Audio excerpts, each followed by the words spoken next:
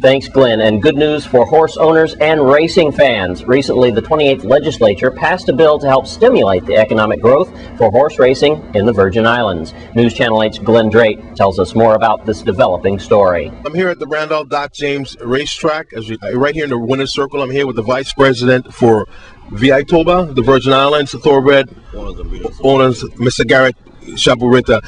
You've been here pushing certain initiatives that you think that could economically stimulate the Virgin Islands, which is horse racing. Where are you guys at with that? I know you just had a hearing, and give us the update on what's going on. Well, over the last year and a half, 2 years, Viatoba Thoroughbred Owners and Breeders Association, our objective and agenda was to develop the thoroughbred breeding and racing industry in the Virgin Islands. We have the greatest racing location in North America, facing the Caribbean Sea, next door to the airport. The racing industry can and will provide economic growth, tax revenue, and jobs for the people of the Virgin Islands. Today, to say, the last week, June 29th and 30th, we had a committee hearing chaired by Senator White and the Committee on Sports and Veteran Affairs. Out of those two hearings, one that went till 2 a.m. in the morning in St. Thomas, was able to get the Racino bill moving out of the legal council, which was sponsored by Senator James, and that bill was assigned to the Committee of Sports and Veteran Affairs, chaired by Senator White. Because of Senator White's tremendous effort and energy, along with Senator James' office, that bill was able to move forward. What we get out of the committee hearing is that the racing industry is not only being viewed as a fantasy, but is now being viewed as a viable economic project for the territory of the Virgin Islands. We cannot do this without, first of all, thanking horse owners, trainers, groom, exercise riders, racing fans, Senator James' office, Senator White's office, along with Trasco, in moving this agenda forward to develop the racing industry.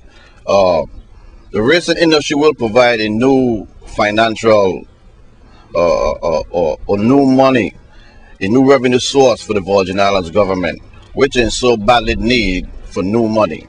This is a new funding source, will provide economic growth, jobs, revenue, and taxes.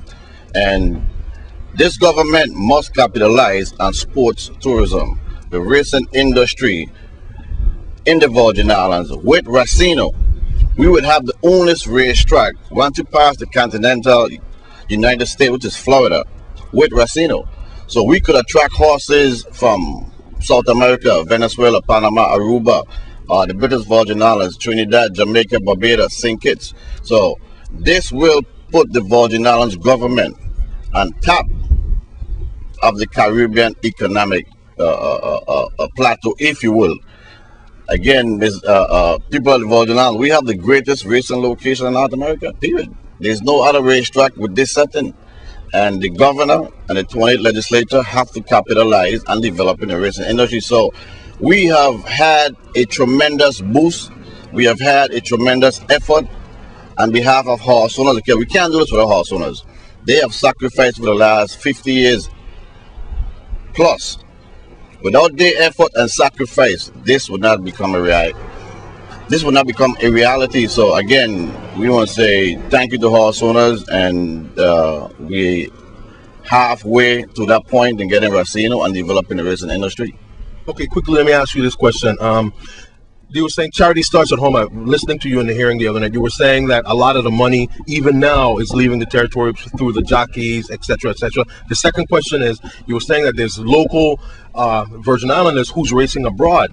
So you're saying that there's a possibility, just to start with those two references, you're saying that there's a possibility, just looking at that, that's money leaving the territory that could stay here. There's money over the last 4 years since Trasco has been operating on the Doc James racetrack. Under Trasco, I'm not going to go back to Vorco. Under Trasco has paid out, or the Horseman Association has paid out over $247,000 over the last 4 years, 2.5 years. So jockeys, which mainly comes in from Puerto Rico. The majority of jockeys comes in from Puerto Rico. We also have local riders, but the majority of those funds paid out to jockeys will leave the territory, which is taxable income. The winning purse payout to horse owners is also taxable income, but it's not being collected. So developing a racing industry, the government can then close those loopholes on those tax issues and collect those taxes that's so badly needed in the territory. Jackies, we have Victor LeBrun, Virgin Islands own. He's racing outside the Virgin Islands. In 2008, he won a total of over $3 million in purses. He ranked 22 in North America. If you look at that scale, winning over $3 million in purses, 10% of that is his salary. So we have the talent, we have the knowledge, we have the experience, we have qualified trainers, grooms, exercise riders here in the Virgin Islands that we can then establish and educate our labor market to embrace the racing industry.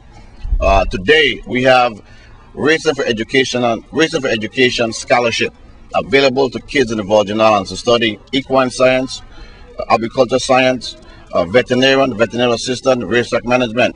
And this scholarship is available to kids in the Virgin Islands through the racing industry, racingforeducation.com. I know you work close with Dennis, bro. You guys share the same philosophy in taking this forward. How has Dennis been? I know he's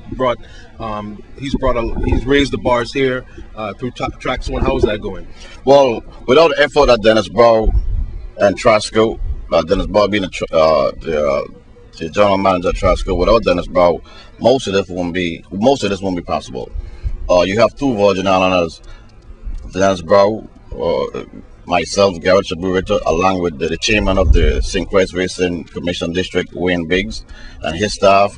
Without the team working together hand in hand, none of this would be possible. We have to work as a team and continue to work as a team. But Dennis Brow has put 110% of his energy into bringing the racing industry to the Virgin Islands. And with Dennis Brow and Trasco, along with the Racing Commission, the 28th Legislature, the Governor, and TOBA, which is the leading voice in developing the racing industry, we should have the racing industry a viable project in the territory of the Virgin Islands, I say within a year and a half in the Virgin Islands. Thank you, Mr. Rayton. Good luck in your endeavor. Thank you very much. From the winner's circle here at the Rondell Doc James Racetrack, I'm Glenn Drake for News Channel 8. And in other news, Gisette Thomas of the Casino Control Commission presented the Commission 2010 budget request of $1 million to the Finance Committee Tuesday. This sum would be used exclusively to fund salaries and fringe benefits for the personnel of the Commission,